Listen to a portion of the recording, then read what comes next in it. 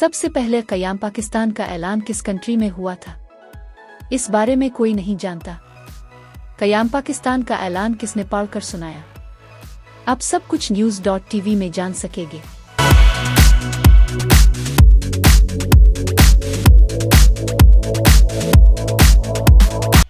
पाकिस्तान की तारीख में बहुत से ऐसे हैरत अंगेज वाक़यात मौजूद हैं जिनसे आज की नई नस्ल वाकिफ नहीं है।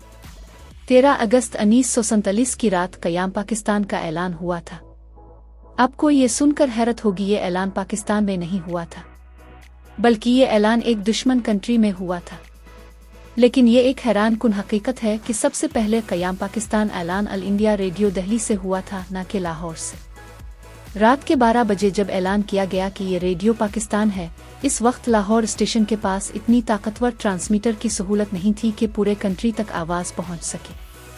इसलिए आज़ादी का पहला बाज़ाब्ता ऐलान दिल्ली से नशर हुआ और पाकिस्तान में लोग अपने नए कंट्री के ऐलान को दरअसल दिल्ली रेडियो के ज़रिए सुन रहे थे। क़याम पाकिस्तान का पहला सरकारी ऐलान एक सरकारी प्रेस रिलीज़ की सूरत में नशर हुआ।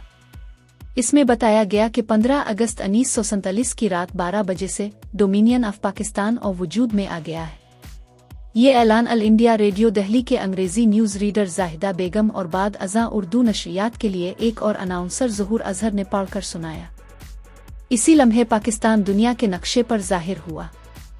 14 अगस्त की सुबह से लाहौर, ढाका और पेशावर के रेडियो स्टेशंस पर यह आवाज़ गूंजी, ये रेडियो पाकिस्तान है, और यही लम्हा रेडियो पाकिस्तान का बाकायदा आगाज़ समझा जाता है। 14 अगस्त 1947 की रात जब घड़ी ने 12 बजाया तो लाहौर रेडियो स्टेशन से मुस्तफ़ा अली हमदानी क़याम पाकिस्तान का ऐलान किया था, जो रेडियो के सीनियर अनाउंसर थे।